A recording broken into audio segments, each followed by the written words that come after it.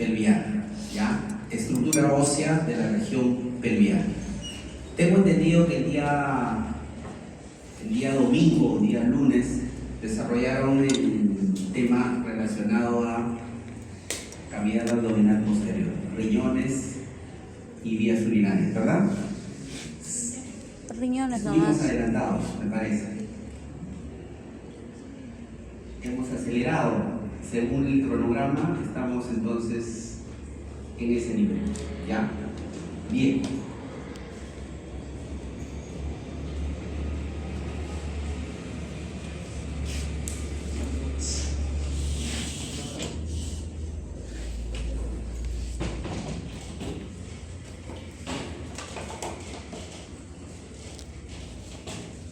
Bien, jóvenes, pelvis ósea básicamente está relacionado no solamente con el miembro inferior, sino también está relacionado con la cavidad pelviana y la cavidad abdominal. Muy bien, por lo tanto, vamos a ver algunas estructuras que ya hemos estudiado en miembro inferior, ¿sí? Y también vamos a observar algunas estructuras que ya hemos estudiado en abdomen. El día de hoy compete estudiar básicamente al hueso, a la cavidad pelviana. Vamos a desarrollar pues cuáles son sus límites óseos, sus límites básicamente o espacios internos de esta región. Muy bien. Bien, en primer lugar nosotros debemos definir a la pelvis, ¿verdad? Recordemos nosotros que la pelvis, que es toda esta región,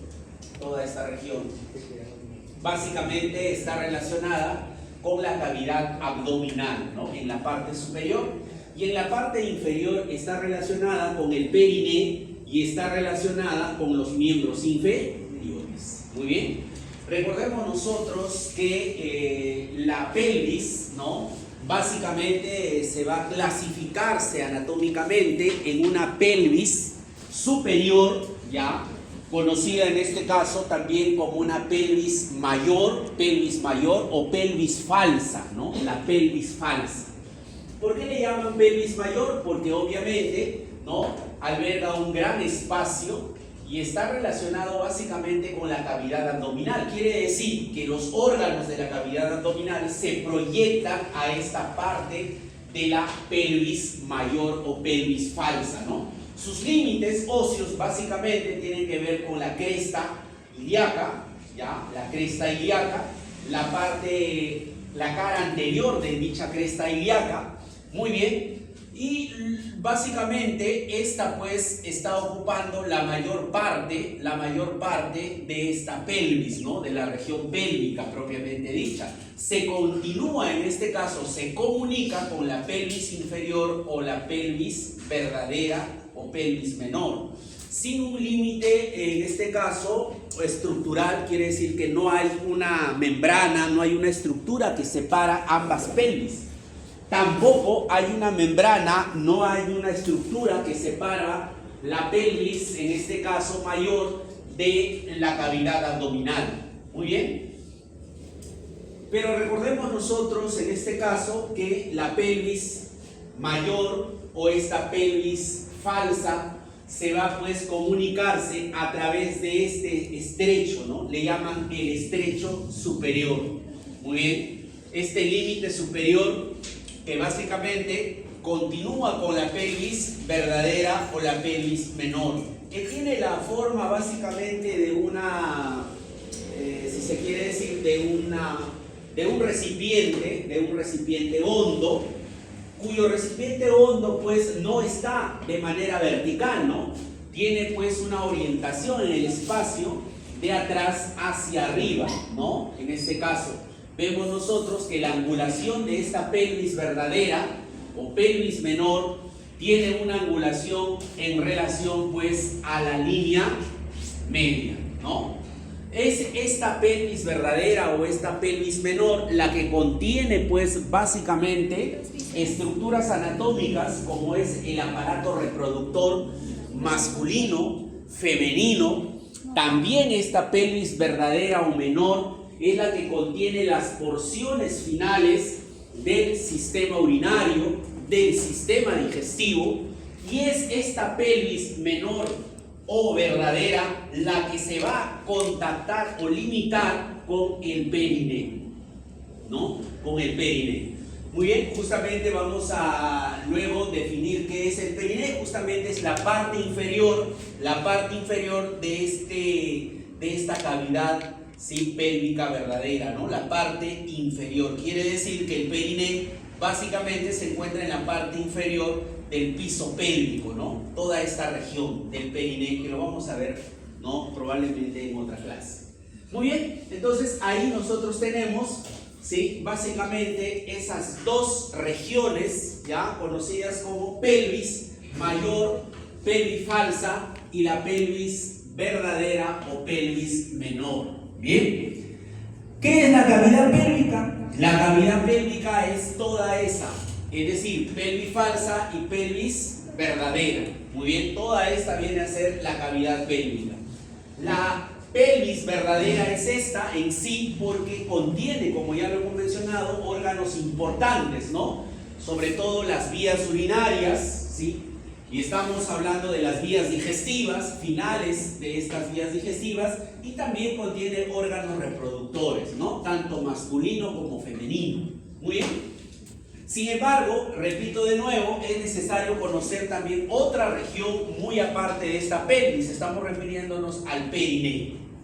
El périneo es una región que básicamente se encuentra ubicado por debajo de este piso pélvico, ¿no? Esta región contiene o se denomina el périneo, que básicamente contiene a los órganos, en este caso a los genitales externos, tanto masculinos como femeninos. Muy bien, el périneo no solamente contiene a los genitales, ¿sí?, sino también contiene pues orificios de salida, ¿no?, del tubo digestivo. Estamos hablando, por ejemplo, del conducto anal.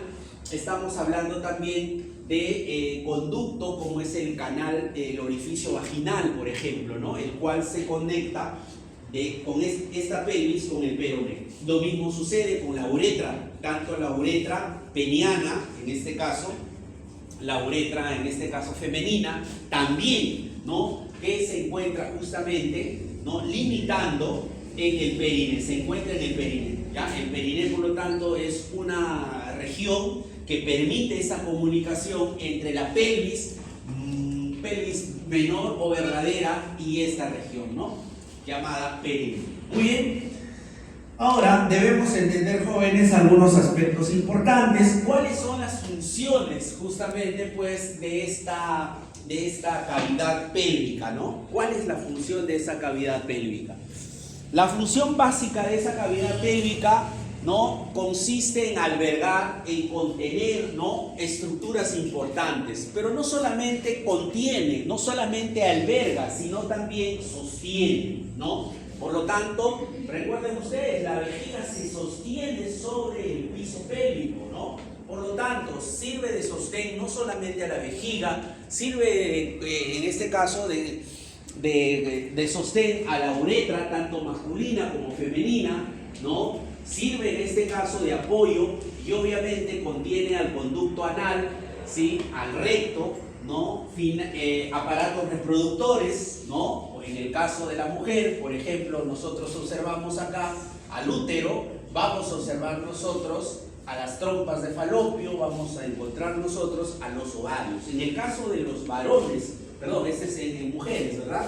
Acá, canal vaginal, vamos a encontrar el útero, vamos a encontrar las trompas, ¿sí?, vamos a encontrar los ovarios. Son órganos reproductores femeninos. En el caso de los varones también existen algunas estructuras, como es el caso de la próstata, como las vesículas seminales, como la glándula, en este caso de Cooper, por ejemplo, que son pues estructuras sexuales, ¿no? Es decir, estamos hablando de aparatos de órganos reproductores, ¿ya? Muy bien, entonces esa es la función básica de esta región que ya estamos limitando. Muy bien, y ahí tenemos nosotros nuestra famosa pelvis. Bien, recordemos nosotros que la pelvis básicamente está limitada por componentes rígidos, ¿no? En este caso tenemos en la parte lateral al hueso coxal, ¿verdad? Que está limitando y que está obviamente protegiendo pues a todos los órganos pelvianos. Muy bien, sin embargo, también tenemos este hueso triangular de base superior y vértice inferior. ¿Que nos estamos refiriendo a quién? Al sacro, ¿no? El cual pues se articula con el coxis, que también nos está formando, ¿no?, un límite posterior importante. Sin embargo, no debemos también, en este caso, de utilizar como límite posterior a las dos últimas vértebras lumbares, L4 y L5, ¿no? Sobre todo el L5, que se articula con el sacro a través de esta articulación sacrolumbar.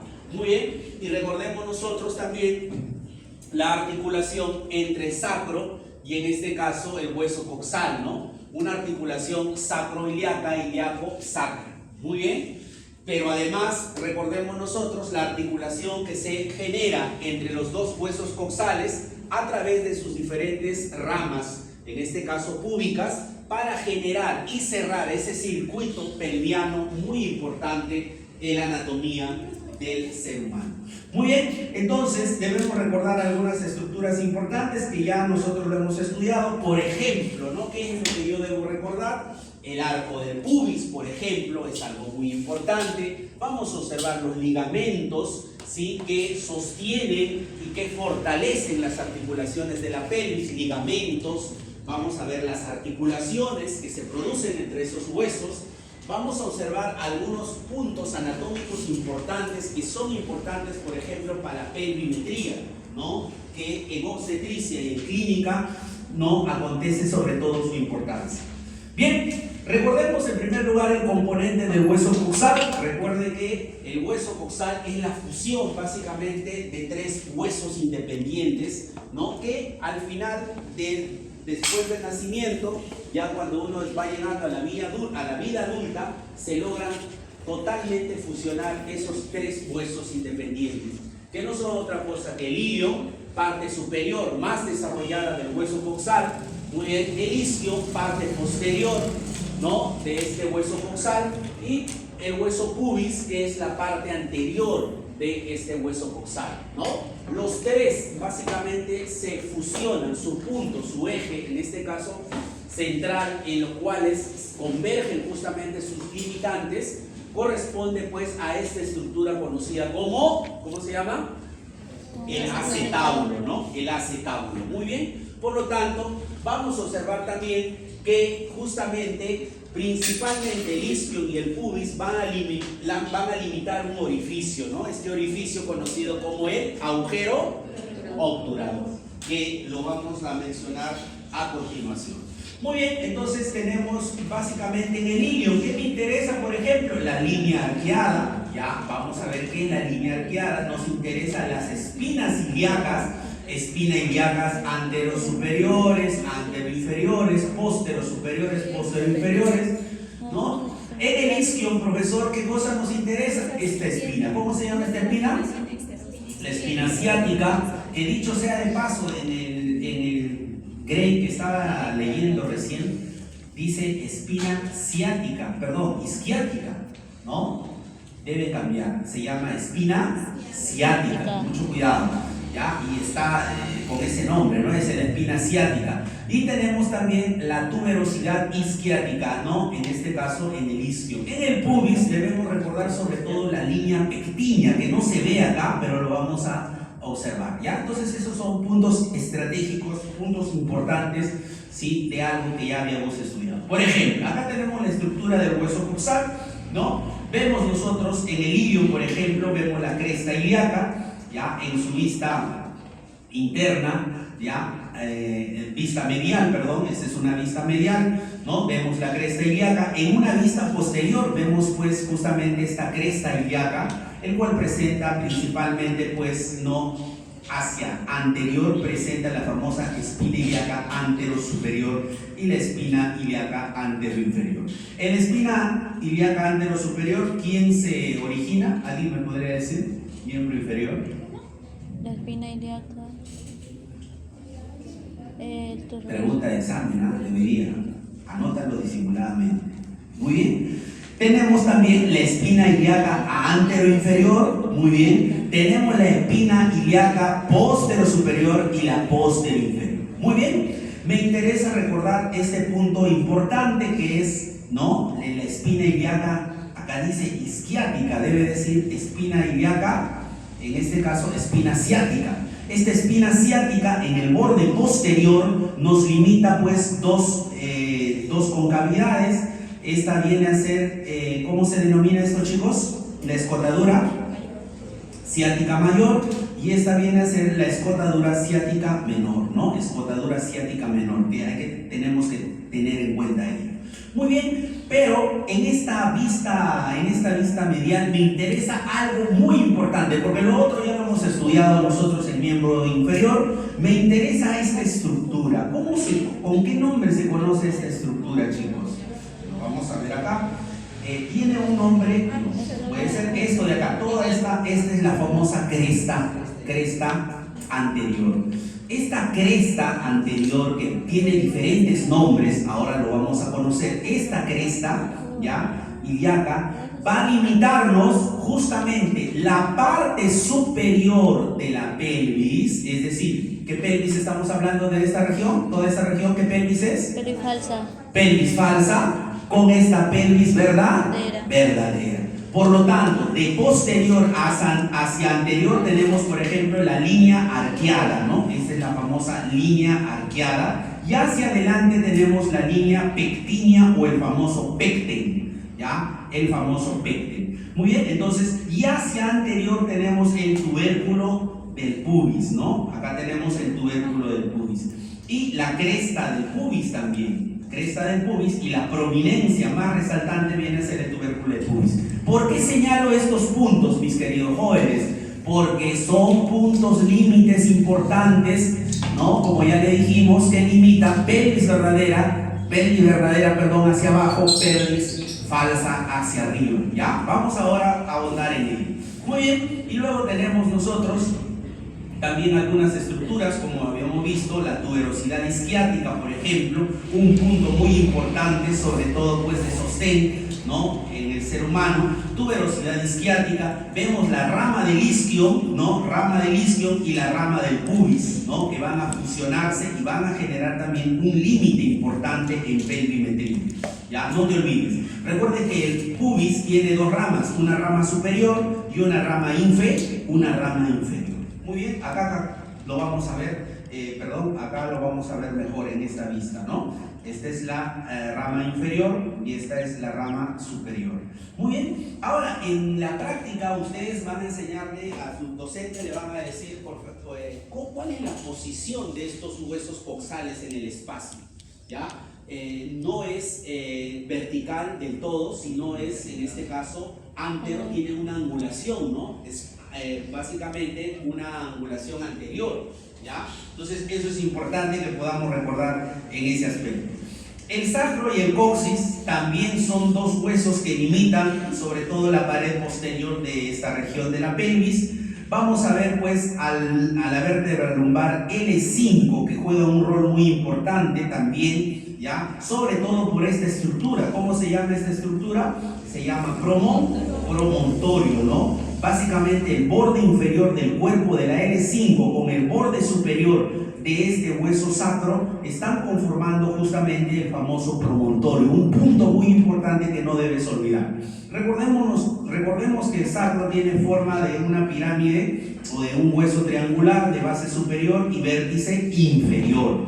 Muy bien, presenta orificios llamados forámenes sacros anteriores hacia anterior y forámenes sacros posteriores, por donde están emergiendo justamente las raíces sacras. Muy bien, vemos también en una posición anterior, en una vista posterior, vamos a ver básicamente crestas, ¿no? Estas crestas, cresta interna y esta cresta externa, que se desarrollan pues paralelamente a lo largo de los forámenes sacros, ¿no? De los forámenes sacros posteriores. Muy bien, recordemos que la articulación que se produce entre el sacro y la última vértebra lumbar, L5, se da a través de su proceso articular superior, y proceso articular inferior de la L5, ¿no? ¿Qué tipo de articulación se produce entre estos dos?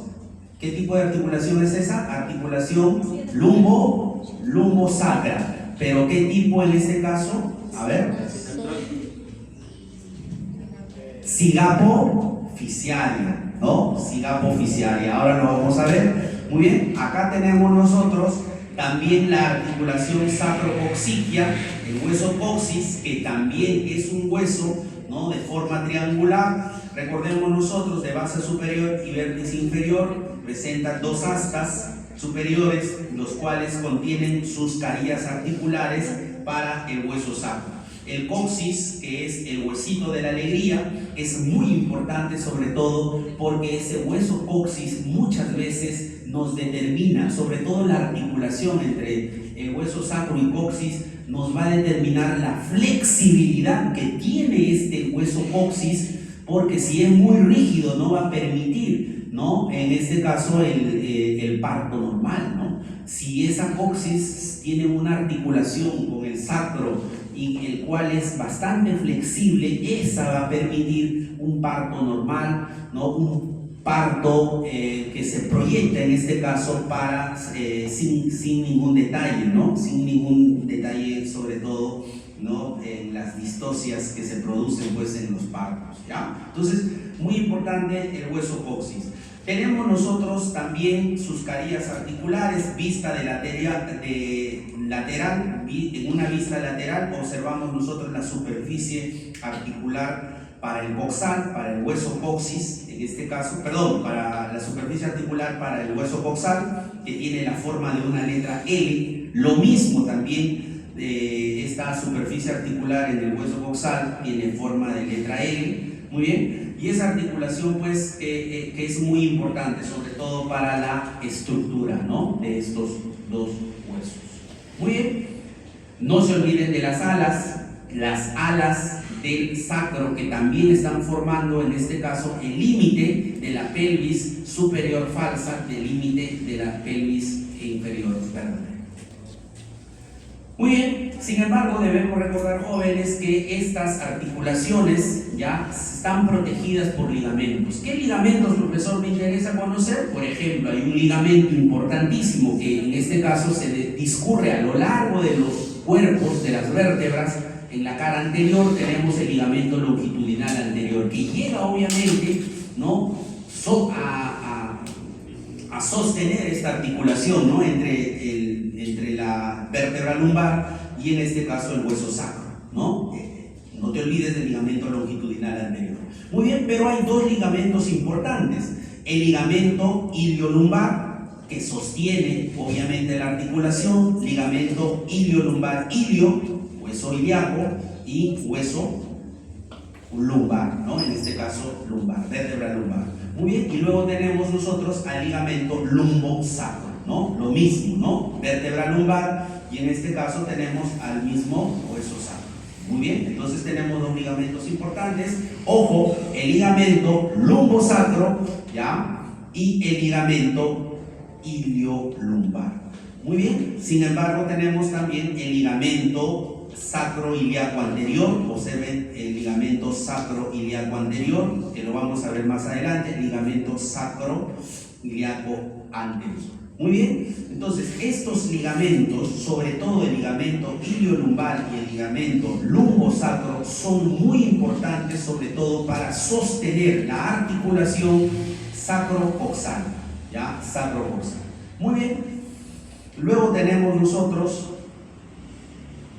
también, vamos a observar la articulación que se da entre la última vértebra, ¿no? Justamente les había indicado la última vértebra lumbar. Estamos hablando de la lumbar L5, ¿ya?, a través de sus, en este caso de su apófisis transversa. Vamos a observar nosotros a la articulación cigapo-fisiaria, ¿no? Una articulación cigapo-fisiaria a ambos lados, ¿no?, de la vértebra lumbar. ¿Ya? ¿Con quién? Con este hueso, ¿no?, con el hueso sacro. Muy bien, observamos también en esta vista lateral, vemos nosotros que entre la L5, ¿no?, y este hueso sacro, existe pues un famoso disco intervertebral. Este disco intervertebral, jóvenes, el disco intervertebral es muy importante porque es más grueso hacia anterior y es más delgado hacia posterior. ¿Eso debido a qué? Debido a la angulación que genera justamente las vértebras, en este caso lumbares, con la posición de este hueso sacro, ¿verdad? Hay una angulación bastante prominente, los cuales pues están más desarrollados en mujeres que en varones, ¿no? Ahí tenemos nosotros el disco intervertebral, que es un disco más desarrollado, repito, hacia adelante y menos desarrollado hacia atrás. Muy bien, la articulación sacroiliaca y los ligamentos. Te había mencionado que los dos ligamentos más importantes, en este caso el ligamento iliolumbar, el ligamento lumbosacro, pero tenemos este otro, ¿no? El ligamento sacroiliaco. El sacroiliaco anterior, en una vista anterior, a ambos lados, sacroiliaco anterior, y en una vista posterior vemos el ligamento sacroiliaco, en este caso posterior, ¿no? Sacroiliaco posterior. Entre ambos ligamentos que unen el sacro y el ilium, vamos a encontrar un tercer ligamento, el ligamento sacroiliaco intermedio o interóseo. Muy bien, el intermedio, el interóseo, es un ligamento cubierto por el sacroiliaco posterior. Estos ligamentos importantes, repito de nuevo, sostienen, mantienen la articulación sacrocoxal, ¿ya? Sacroiliaca. Muy bien, tenemos también nosotros en una vista lateral ligamento sacroiliaco interóseo, ¿no? Que lo podemos ver mejor acá, ¿ya? Y por detrás el ligamento sacroiliaco posterior cortado, ¿no? Que está cubriéndolo, ¿no? Cubre en este caso el sacroiliaco. Muy bien. Bien, la sínfisis del pubis y la orientación de la pelvis, ¿no? Como repito de nuevo, la pelvis no está, ¿no?, en una posición vertical. Quiere decir, jóvenes, que este agujero, ¿no?, si se quiere decir abertura, ya le vamos a llamar abertura, la abertura superior, esta abertura superior o estrecho superior, le llaman estrecho superior, delineado de color rojo, básicamente limita la pelvis superior falsa con la pelvis inferior que está al fondo o verdadera. Muy bien, ahora observen ustedes ese estrecho superior, esa abertura superior de la pelvis, no está así. Quiere decir que no está en horizontal, sino está básicamente en vertical. Muy bien, eso nos indica que la pelvis está orientada hacia anterior. Muy bien, entonces debemos recordar nosotros, en primer lugar, algunos aspectos importantes de la sínfisis del pubis, ¿no? La sínfisis del pubis, hueso pubis, tiene pues su rama, en este caso superior, y su rama isquiática. Le llaman la rama isquiática, ¿sí? La rama inferior del pubis. Muy bien, esta articulación que se genera entre los dos huesos pubis, básicamente se da a través de a través de un cartílago fibroso, ¿no? Bastante rígido.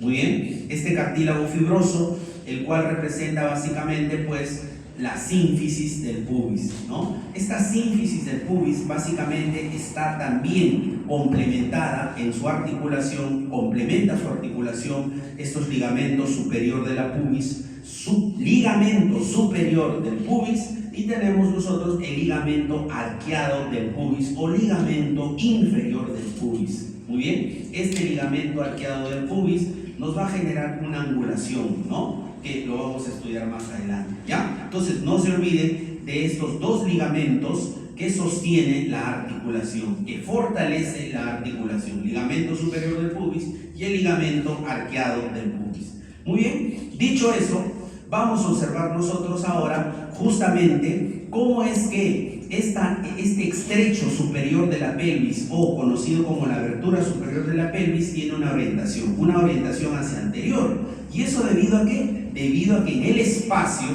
estos huesos pelvianos, estas estructuras óseas, tienen pues una posición, ¿no? Por ejemplo, si nosotros trazamos un plano vertical,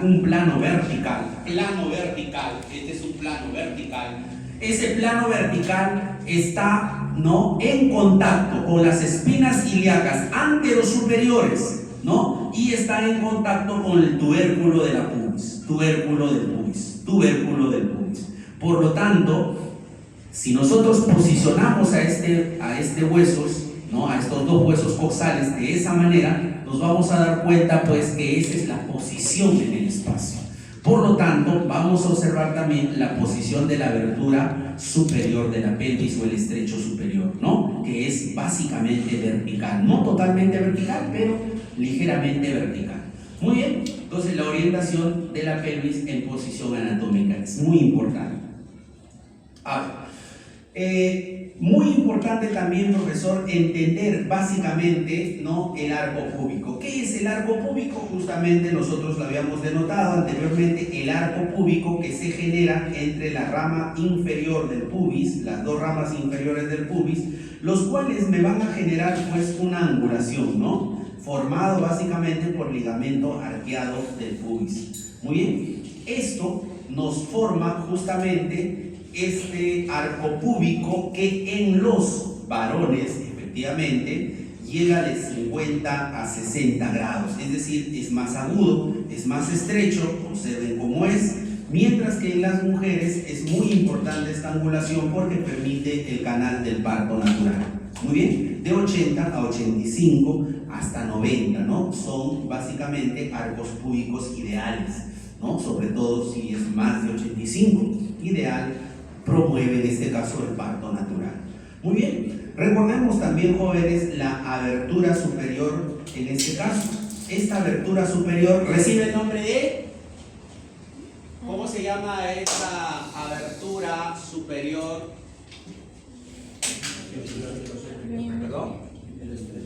Estrecho pélvico superior. Ese estrecho pélvico superior, en el caso de los varoncitos, es de forma acorazonada. ¿Y eso debido a qué? Debido a que el promontorio es ligeramente más protruido en los varones que en las mujeres. Eso genera pues básicamente una forma acorazonada y estrecha, dicho sea de paso, en los varones. En las mujeres, recordemos nosotros que el promontorio no es tan protruido, por lo tanto, generalmente pues este estrecho superior es más ovalado, ¿no? Es circular en el caso de las mujeres. Muy bien, no solamente eso, sino también vamos a ver pues que, ¿no?, esta cresta, ¿no?, de este hueso coxal, como ya lo hemos mencionado, ahora lo vamos a mencionar, le da pues ese diseño especial, ¿no? Ese diseño especial. Muy bien, profesor, lo que deseo yo saber justamente es pues ese estrecho superior de la pelvis, ¿no? ¿Quién forma el estrecho superior de la pelvis? Pregunta de examen, anótalo disimuladamente. Hacia la parte posterior estamos observando nosotros al promontorio. Muy bien, y hacia los lados vemos nosotros al borde del ala. ¿Del ala de quién? Del ala de hueso coxal. ¿El hueso coxal? No. En este caso, ¿el ala de qué? Sacro. Ah, ¿de qué hueso? Sacro. Ah, ya me estaba preocupando, el hueso sacro, ¿verdad? Muy bien, y luego tenemos básicamente la línea de color rojo, la línea arqueada, hacia anterior vemos lo de color azul, ¿no? El pecten o la línea pectínea del pubis, y tenemos nosotros a la cresta del pubis. Esta viene a ser la cresta del pubis, ¿verdad? Eso corresponde a los límites básicamente de este estrecho superior, el cual limita la pelvis falsa de la pelvis verdadera. Y estamos dándonos cuenta que la pelvis verdadera inferior parece un recipiente sin asa, ¿no? ¿Cómo le llaman a esos recipientes sin asa? Unas vasijas hondas, ¿no? Tienen una cierta profundidad. Nosotros estamos observando que justamente esta vasija muchas veces, jóvenes, ¿no?, muchas veces es estrecha, y eso es lo que no favorece justamente el desarrollo embrionario fetal y mucho menos el parto, ¿ya? Entonces, ahí es importante conocer ello. Pero, profesor, esto es importante también gracias a sus ligamentos, ¿no? Por ejemplo, nosotros estamos hablando de los ligamentos sacroespinoso y sacrotuberoso. ¿Por qué son importantes los ligamentos? Porque estos ligamentos ya permiten no solamente que la articulación del hueso, de los huesos pelvianos básicamente se sostengan, sino también permite que el peso del cuerpo que se dirige básicamente hacia la columna vertebral evite que estos huesos puedan desplazarse o puedan girar, ya sea en sentido horario o en sentido antihorario. Por eso es importante, los ligamentos evitan la inclinación, sobre todo del sacro hacia arriba. Porque imagínate tú, ¿no? Hacia adelante, ¿quién está? Hacia adelante está la columna. Por lo tanto, ¿qué es lo que va a hacer con tu sacro? Va a girarlo hacia arriba, ¿no? En este caso, en sentido horario.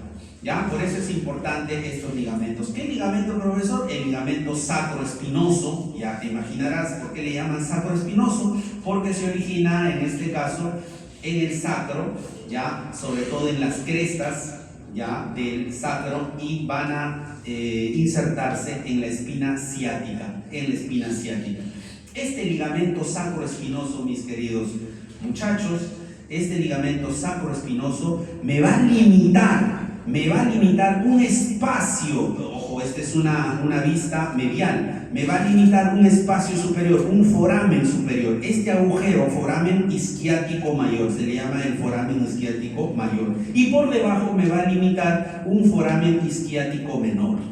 Obviamente, este foramen isquiático menor no solamente tiene como límite superior el ligamento sacroespinoso, sino también el ligamento sacrotuberoso. El ligamento sacrotuberoso se va a originar en el borde lateral del sacro y del coxis para insertarse en el tubérculo isquiático, principalmente.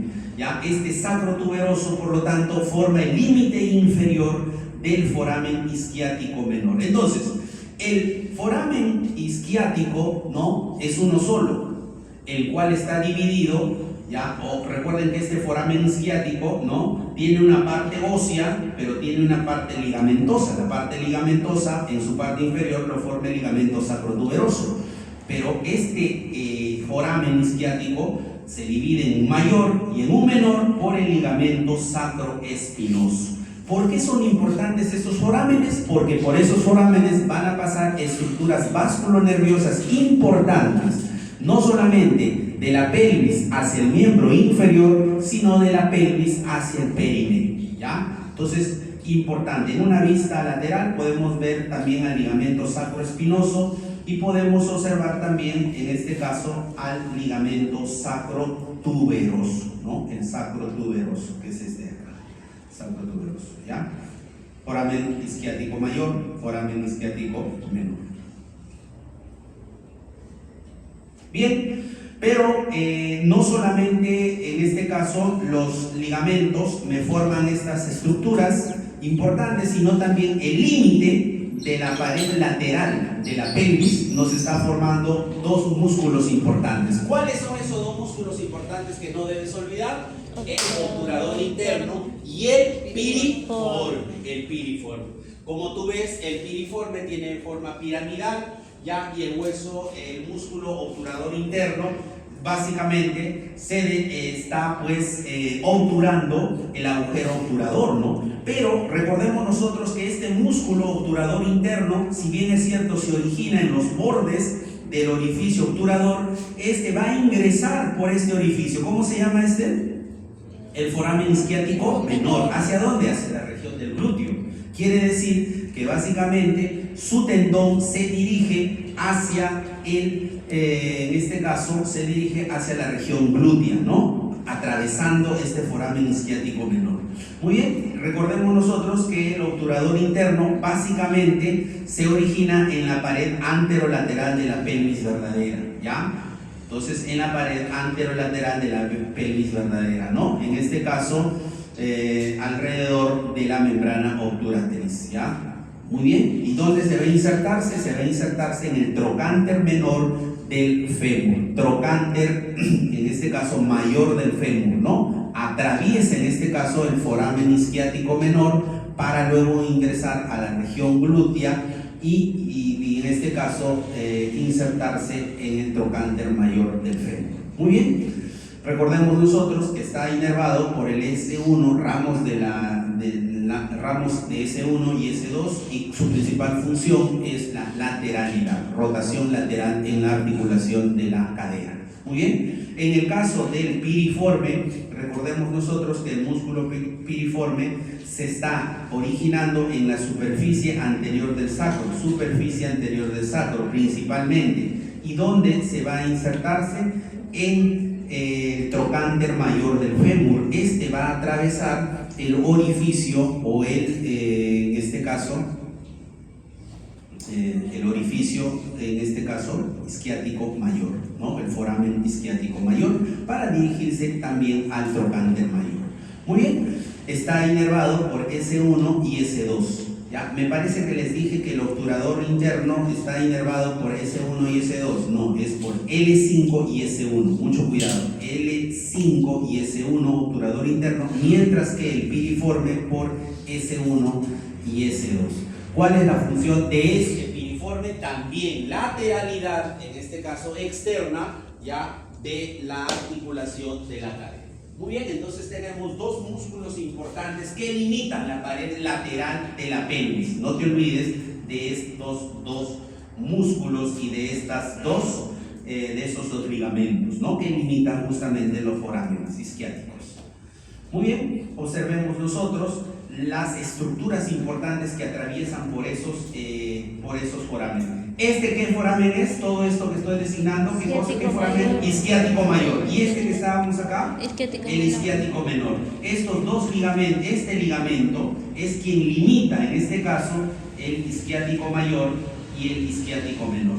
Pero el isquiático mayor, este foramen isquiático mayor, a la vez es dividido en dos zonas, ¿no? Dos zonas. Una parte superior y una parte inferior del isquiático mayor, del foramen isquiático mayor. Quiere decir que el músculo piriforme también divide al agujero, ¿no? Isquiático mayor en dos zonas, una superior y una inferior. Muy bien, y por ellos van a atravesar algunas estructuras importantes. Por ejemplo, por la parte superior de este foramen isquiático mayor, ¿quién está discurriendo? Básicamente los nervios y los vasos glúteos superiores, ¿ya? Nervio, glúteo superior y arterias y venas glúteas superiores, ¿ya? Por esta parte superior del foramen isquiático mayor.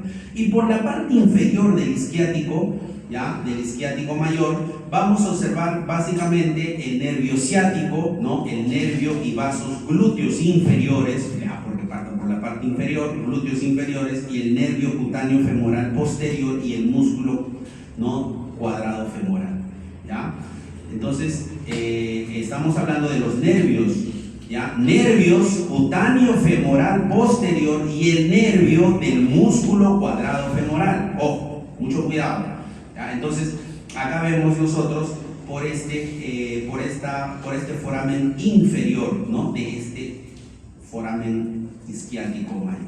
Muy bien, pero vemos en la flechita, vamos a observar cómo es que una estructura importante, ¿no? Que está pasando de la pelvis, ¿hacia dónde, profesor? Está pasando hacia la parte inferior de la pelvis, en este caso, ¿no? Vemos nosotros la continuación de la flechita, vamos a ver nosotros al nervio pudendo, los vasos y nervios pudendos internos hacia el obturador interno, ¿no? Se está dirigiendo hacia el obturador interno. Una vez que se dirige al obturador interno, ¿qué sucede con estos?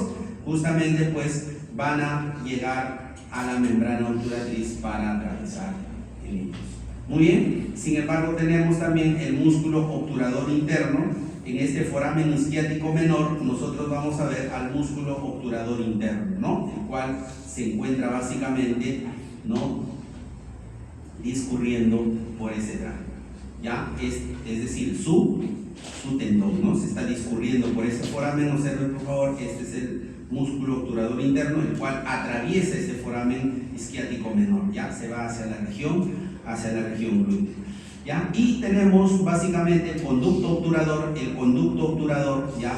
¿no? Recuerden ustedes que es atravesado por los nervios y vasos obturadores. Muy bien, son aberturas de la pared de la pelvis y debe conocerlo. Bien, si hay un límite estrecho superior, también hay un límite inferior.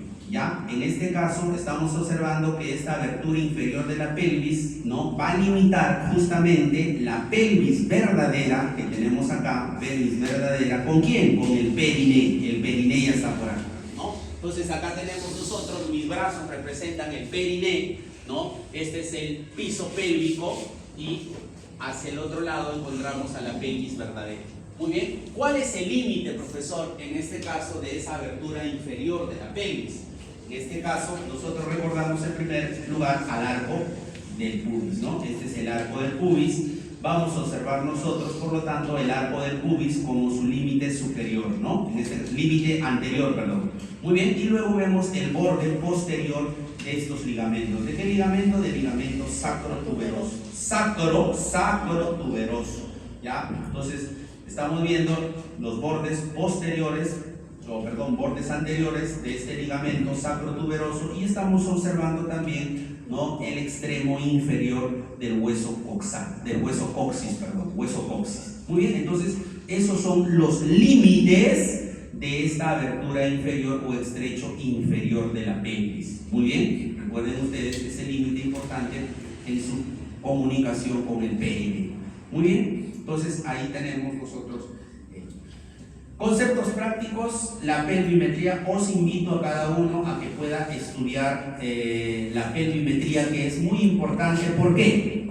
La pelvimetría es importante en la actualidad, sobre todo para poder evaluar si el parto puede ser natural o puede ser cesáreo. Muy bien, por lo tanto, dependiendo de los diámetros pelvianos, en este caso se va a determinar ello. Solamente hay un diámetro que puede actualmente se utiliza la resonancia magnética, ¿ya?, para poder medir digitalmente esas estructuras. Sin embargo, en la actualidad el tacto vaginal, ¿no?, en este caso también es muy importante, sobre todo para determinar, ¿no?, cuán factible es, pues, el parto natural a desarrollarse, ¿no? Algunos diámetros importantes, como el diámetro sagital de la abertura superior o conjugado verdadero, también le llama. Ahora vamos a ver el diámetro transverso, el diámetro biespinoso, los diámetros sagitales inferiores. Son, ¿no?, algunas mediciones importantísimas, sobre todo para determinar, en este caso, y predecir la probabilidad de un parto vía vaginal. Muy bien, y acá tenemos nosotros en Néter, podemos observar nosotros algunas estructuras importantes, ¿no? Algunas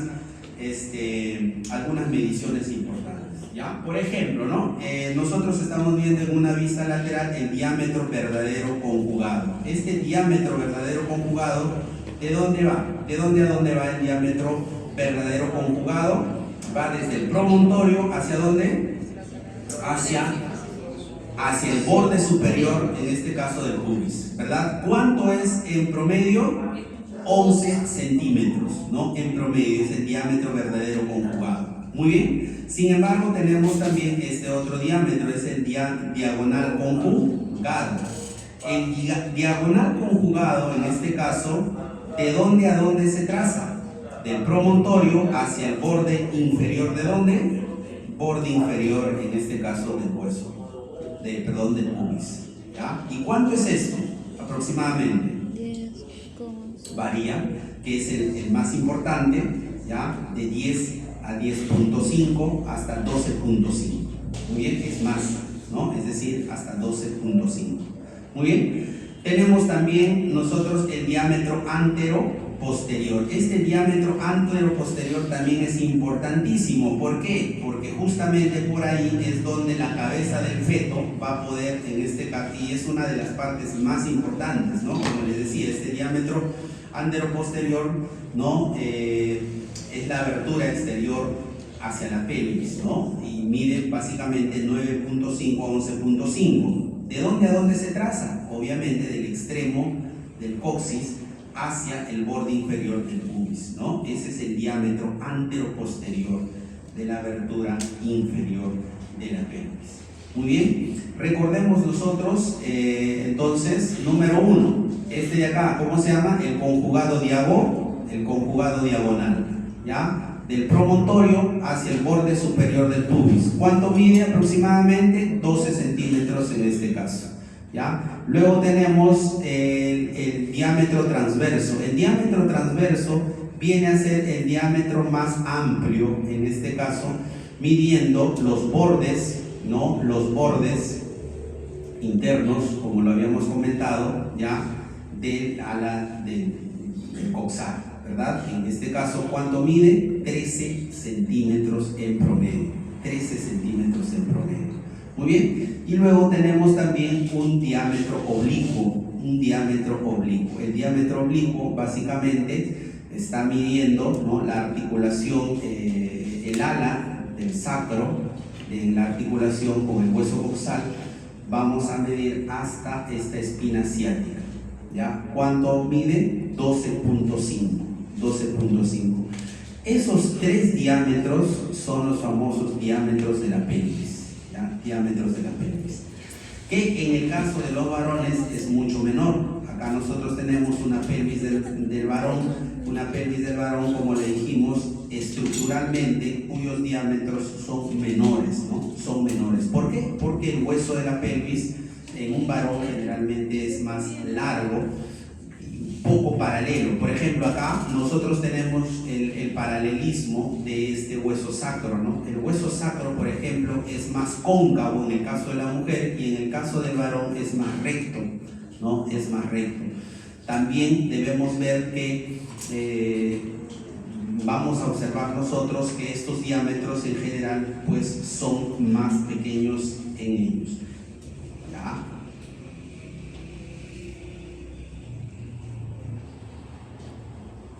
Ya, muy bien. El día de hoy nos vamos a quedar ahí porque ya lo que corresponde a diafragma pélvico lo van a realizar en la siguiente sesión. ¿Sí? Bien. Voy a tomar lista. ¿Qué hora es, por favor?